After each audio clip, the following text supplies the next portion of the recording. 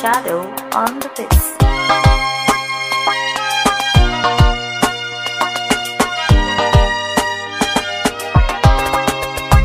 Allah mun tuba, Allah ka yafe, ojo mu da bayawa.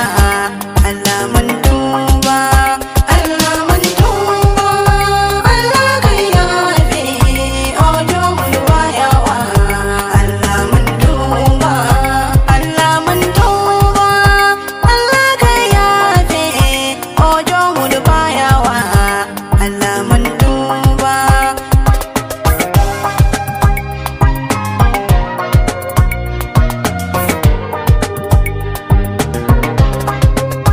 Allah mun tuba, Allah mun tuba, ojo mu da bayawa, ojo mu da bayawa.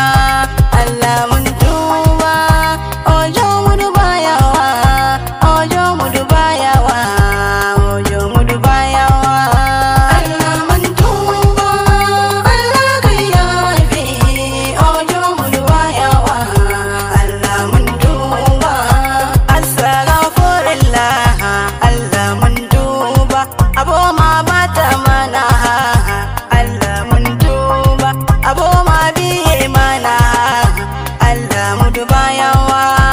Allah mun tuba, Allah ka yafe, ojo mu duba yawa, ojo mu duba yawa. Allah mun tuba, Allah ka yafe, ojo mu duba yawa. Allah mun tuba, Allah mun tuba, ojo mu duba yami, ojo mu duba yawa, ojo mun tuba. Allah mun tuba, Allah mun tuba, Allah mun tuba, Allah mun tuba. Astaghfirullah Allah, astaghfirullah ojo, astaghfirullah Allah. Allah mun tuba, Allah ka yafe, ojo mu duba yawa. Allah mun tuba, ojo uwe shuna duba ya. Allah mun tuba, awane ne duka dowo hunu.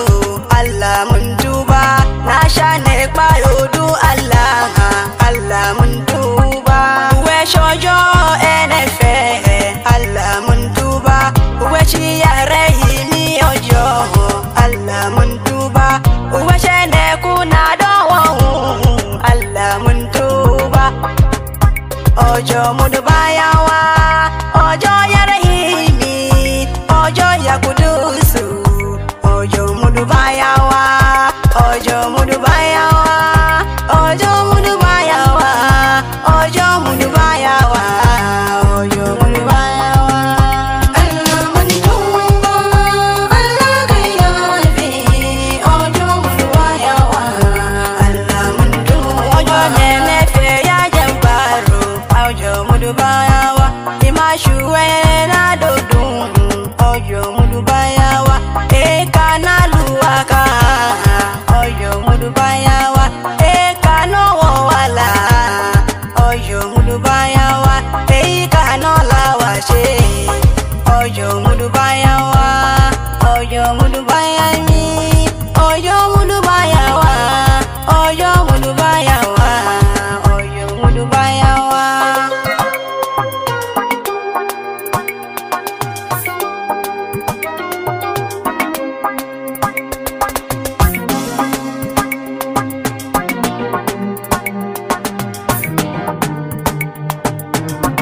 Allahu gayoji ma ya rasulu, Allah mu duba yawa.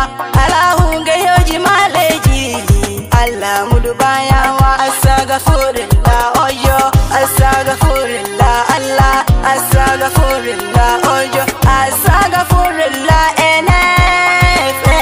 Allah mun tuba, Allah ka yafe, ojo mu duba yawa. Allah mun tuba, abo mama shawoni, ojo mu duba yama. Abo mama mojo mani, ojo mu duba yama. Abo mama mi yare soloni, Allah mu duba yama. Abo mama lu machoka tuni, ojo mu duba yama. Abo majo ma bojo mana.